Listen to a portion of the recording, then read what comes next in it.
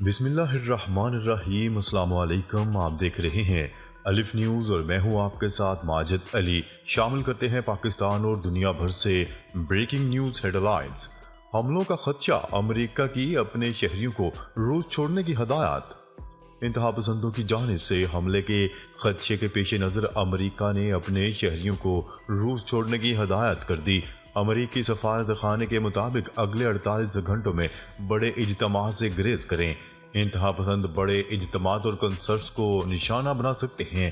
غیر ملکی میڈیا کی رپورٹ کے مطابق امریکی سفارت خانہ کی جانب سے خطرے کی نوعیت کے بارے میں مزید تفصیلات نہیں بتائی گئی ہیں۔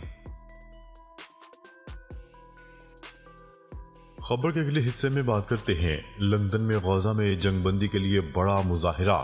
برطانوی دارالحکومت لندن میں جنگ بندی کے مطالبے کے حق میں ایک اور بڑا احتجاجی مظاہرہ کیا گیا۔ غیر ملکی خبرساز ادارے کی رپورٹ کے مطابق مظاہرین اسرائیلی فوج کے ہاتھوں اب تک تقریباً 31,000 فلسطینیوں کے قتل عام پر احتجاج کر رہے تھے۔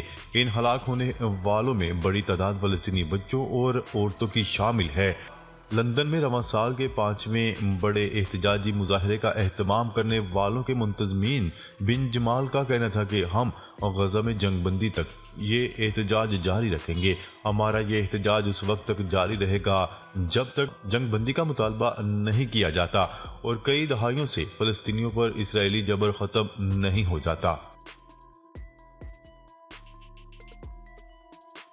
خبر کے اگلے حصے میں بات کرتے ہیں اسرائیل نے غزہ کی پٹی کو 2 حصوں میں تقسیم کر دیا۔ یہ تقسیم علاقوں کو کنٹرول کرنے کی سیکیورٹی پلان کا حصہ ہے۔ نیوز رپورٹ کے مطابق سیٹلائٹ تصاویر سے پتہ چلتا ہے کہ اسرائیل نے غزہ کی پٹی کے ذریعے 2 حصوں میں تقسیم کر دیا ہے۔ غزہ کی پٹی کو 2 حصوں میں تقسیم کرنے والی اسرائیلی سڑک بحیرہ روم کے ساحل تک پہنچ گئی ہے۔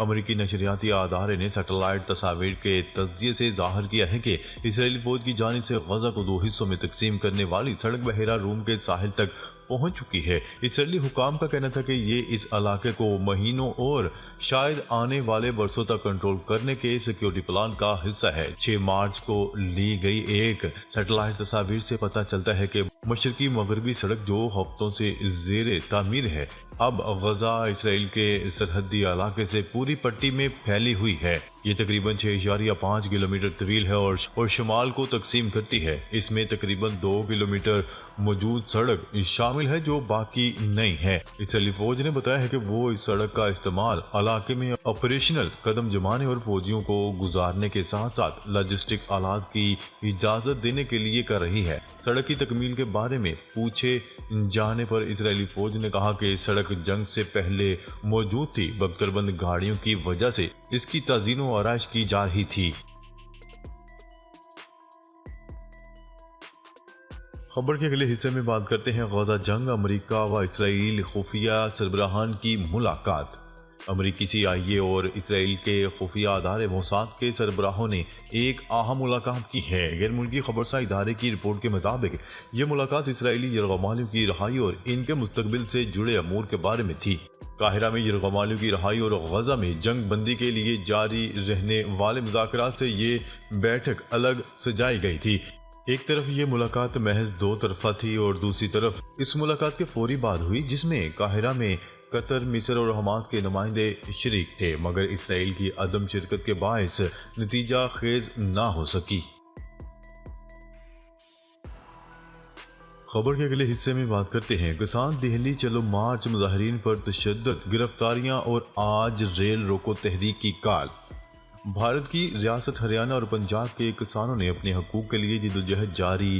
13 فروری سے شروع ہونے والا دہلی چلو مارچ 25ویں دن بھی جاری رہا۔ کسان قیادت اور مرکزی حکومت کے درمیان ڈیڈ لاک برقرار ہے۔ کسان رہنماؤں کا نئے نظام پر حکومت کی پیشکش کو ٹھکرانے کے بعد احتجاج دوبارہ سے جاری ہے اور اس دوران ہریانہ پولیس کی جانب سے مارچ کے شرکاء پر بدترین تشدد کیا جا رہا ہے۔ دہلی پولیس کی جانب سے اجازت نہ ملنے کے باوجود کسانوں نے جنتر منتر کی طرف مارچ شروع کر دیا ہے، جبکہ پولیس کی جانب سے کسان مظاہرین کی گرفتاریاں بھی جاری ہیں۔ کسان مظاہرین نے 14 مارچ کو دہلی میں مہا پنچایت کا مطالبہ کیا ہے عالمی میڈیا کی رپورٹ کے مطابق درجنوں احتجاج کرنے والے کسانوں کو دہلی جاتے ہوئے حراست میں لے لیا گیا ہے۔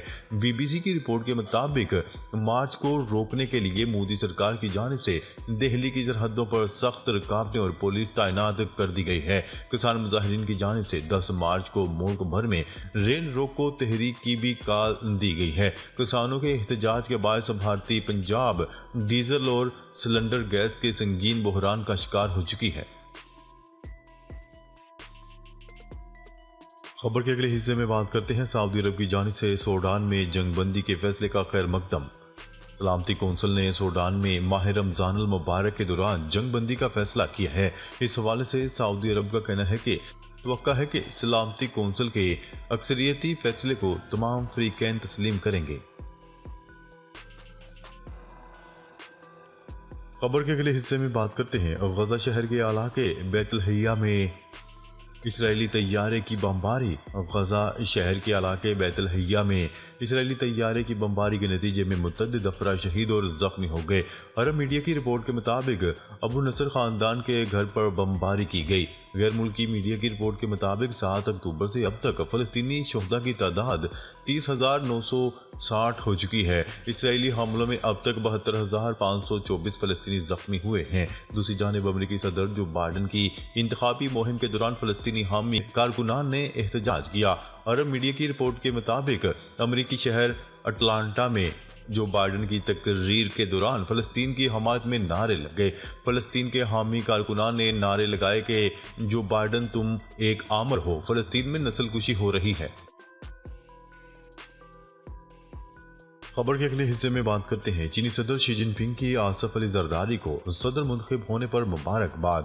چینی صدر شی جن پنگ نے اپنے ایک بیان میں آصف زرداری کے لیے نیک خواہشات کا اظہار کرتے ہوئے کہا کہ پاک چین آہنی دوستی تاریخ کا انتخاب اور عوام کا قیمتی خزانہ ہے۔ شی جن پنگ کا کہنا تھا کہ دونوں ممالک اچھے پڑوسی، اچھے دوست، اچھے شراکت دار اور اچھے بھائی ہیں۔ دونوں ملکوں نے سی پیک کی تعمیر میں نتیجہ خیز نتائج حاصل کیے ہیں۔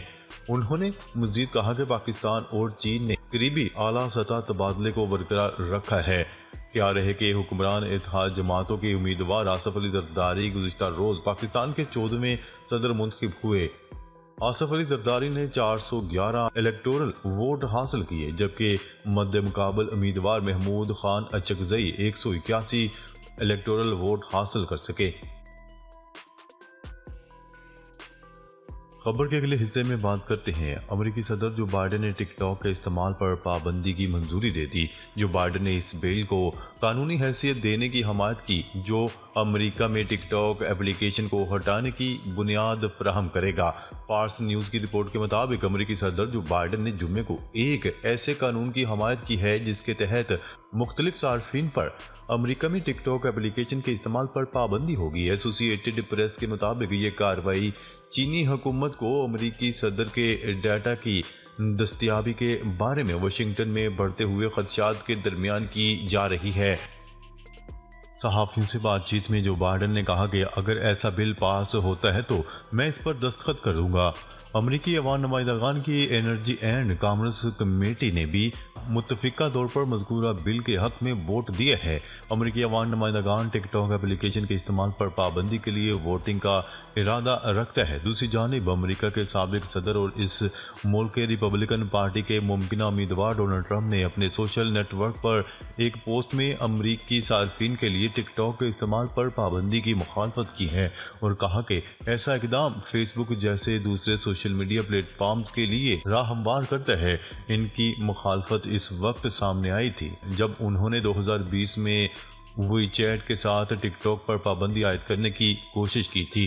ناظرین اب تک کے لیے اتنا ہی، مزید خبریں لے کر بہت جلد آپ کی خدمت میں حاضر ہوں گے۔ تب تک کے لیے اپنا خیال رکھیے گا۔ اللہ نگہبان۔